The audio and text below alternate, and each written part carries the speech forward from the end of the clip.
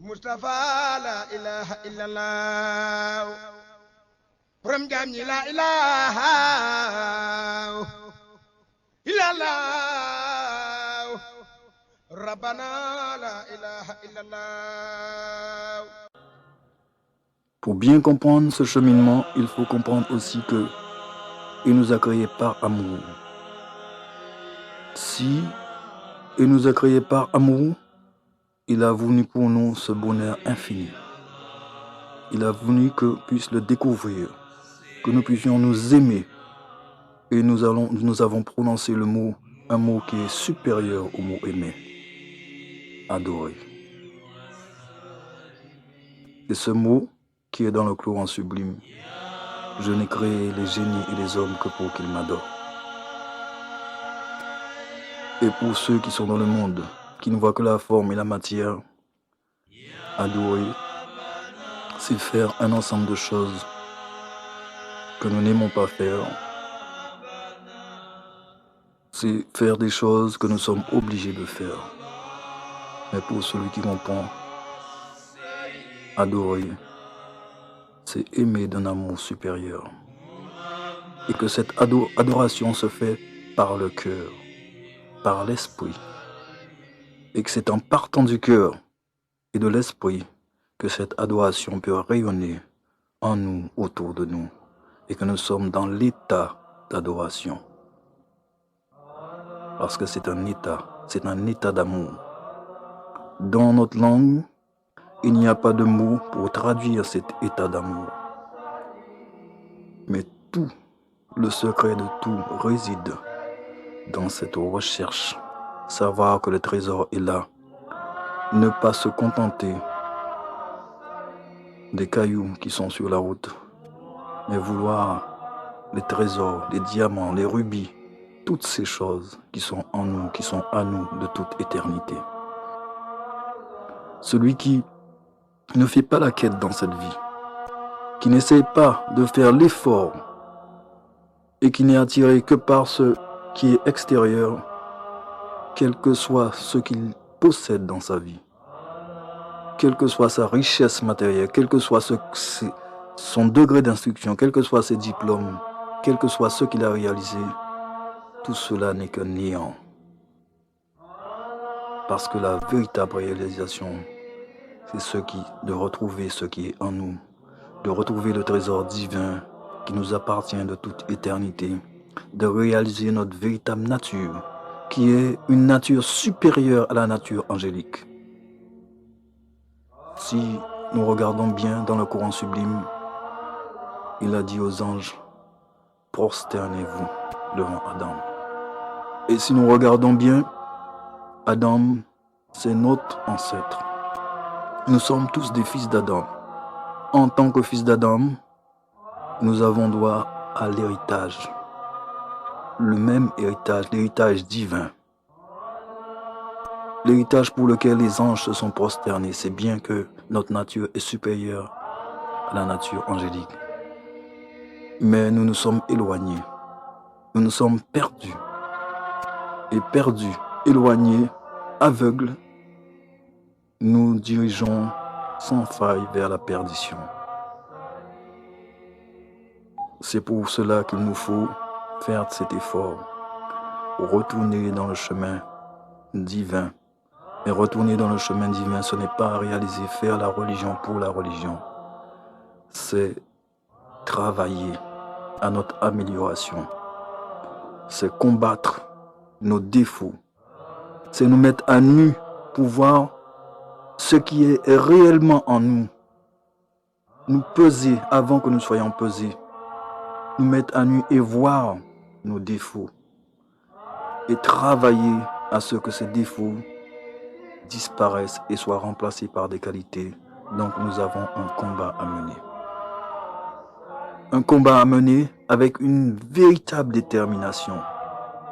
Prendre d'une main notre épée, de l'autre notre bouclier, mettre notre casque, sceller notre cheval et aller sur le champ de bataille et combattre sans faillir, tomber et se relever, ne jamais se décourager, Notre maître Cheikh Ahmad Ibn Mohammed Ibn Abiballah Kadimu Rasulullahi a dit: celui qui frappe à la porte avec insistance finit par entrer. Cette vie doit être donc notre champ de bataille. Et sur un champ de bataille, nous pouvons être blessés, nous pouvons tomber, mais ce qui est important, c'est de nous relever. Ce qui est important, c'est de gagner, c'est d'avoir cette victoire. La véritable victoire, c'est la victoire sur nous-mêmes. Ce ne sont pas les autres. Les autres et tout ce qui nous entoure ne sont pas des obstacles. Nous n'avons pas d'ennemi. Le grand ennemi, il est à l'intérieur de nous. C'est nous-mêmes. Notre maître Cheikh Ahmad Ibn Mohammed Kadimu Rasulullahi a dit, radiallahu ta'ala anhu, il a dit: n'est pas brave, n'est pas guerrier celui qui se lève pour écraser toute une armée, mais celui qui se lève pour se combattre et se vaincre est le véritable brave et le véritable guerrier. Donc c'est un combat, c'est de ce combat dépend l'issue de notre vie. Parce que là, la valeur de la vie de l'homme est dans sa mort. Notre vie doit être la préparation de notre mort. Et cette mort doit être comme franchir une porte. Nous devons mourir avant d'être morts. Ça veut dire tuer en nous tous ceux qui n'est pas lui, tous ceux qui nous éloignent de lui, tous ceux qui nous emmènent vers l'obscurité. Parce que c'est l'obscurité qui disparaît. C'est la matière qui s'en va. Mais l'esprit, lui, reste et est éternel. Il est esprit. Et nous avons en nous une parcelle de cet esprit. Nous devons nous considérer comme des rayons. Et lui, le soleil. Vous savez très bien que un rayon qui se coupe du soleil n'a plus de force, n'a plus rien et n'est plus rien. Et malheureusement, la majorité des hommes se coupent de Dieu et ne pensent qu'à leurs propres préoccupations. Ils pensent que leur vie sur terre est éternelle. Ils essayent d'amasser des biens et pour cela, de s'écraser, de se déchirer, de se blesser, de se tuer. C'est pourquoi ce monde est devenu aujourd'hui un champ de bataille où les hommes se tuent, où les hommes se mentent les uns les autres, où chacun veut prendre ce qui appartient à l'autre, où chacun veut écraser l'autre, où chacun méprise l'autre, où chacun dit du mal sur son prochain.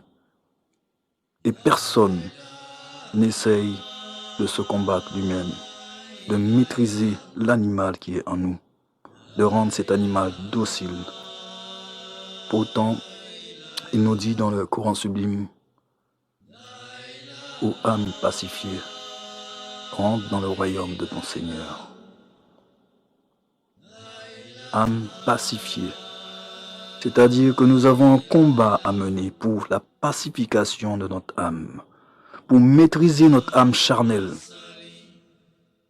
Comprendre que la vérité, la valeur de notre vie, la dimension de notre vie, ce n'est pas seulement de donner des satisfactions à notre âme charnelle, c'est-à-dire faire des bons repas, dormir bien et être capable de répondre à nos désirs. Les désirs sont un océan qui vont nous engloutir. Au contraire, si nous donnons une nourriture, des vêtements et du repos à notre corps, qui n'est qu'une enveloppe, combien doit être précieuse la nourriture que nous devons donner à notre esprit? Combien doit être précieuse le repos que nous devons donner à notre esprit? Et comment doit être précieuse les vêtements de notre esprit?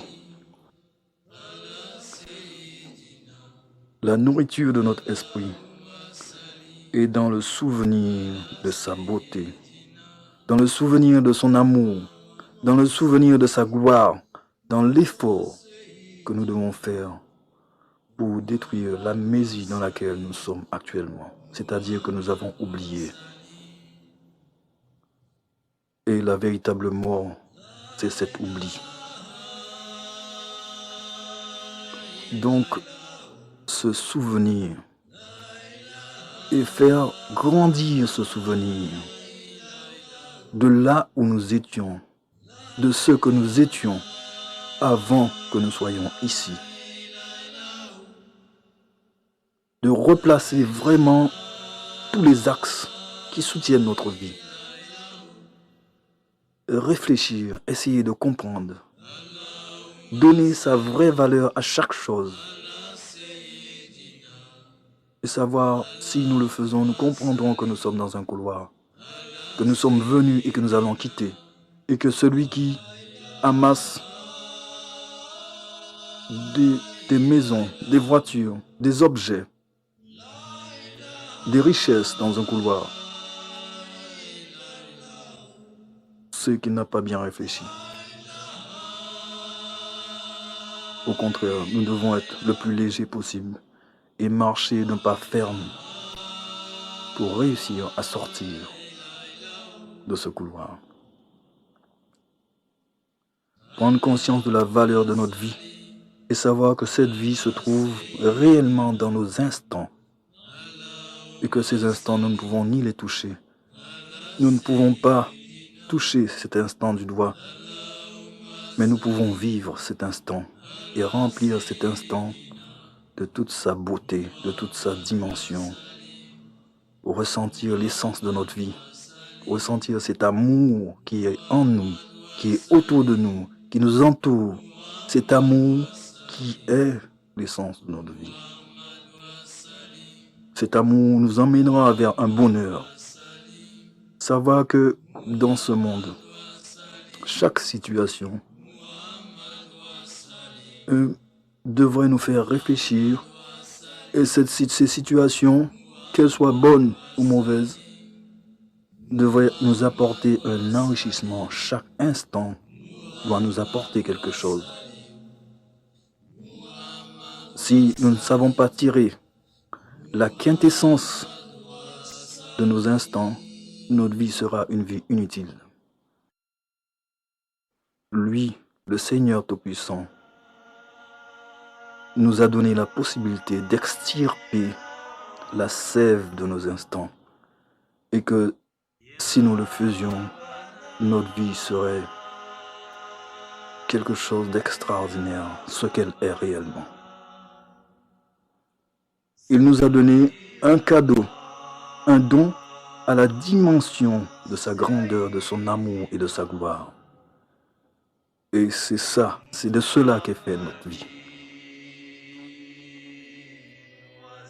Mais vu que nous avons fermé la porte de notre cœur, nous ne voyons pas, nous voyons que l'extérieur. Et ne voyant que l'extérieur, étant véritablement aveugles, nous sommes dans la souffrance. Et nous ne comprenons même pas les raisons de notre souffrance et ce que nous apporte cette souffrance qui nous interroge et qui nous pousse à retourner dans le chemin pour lequel nous avons été créés. Chemin où la souffrance n'existe pas. Cheikh Ibra la ilaha illallah Mustafa la ilaha illallah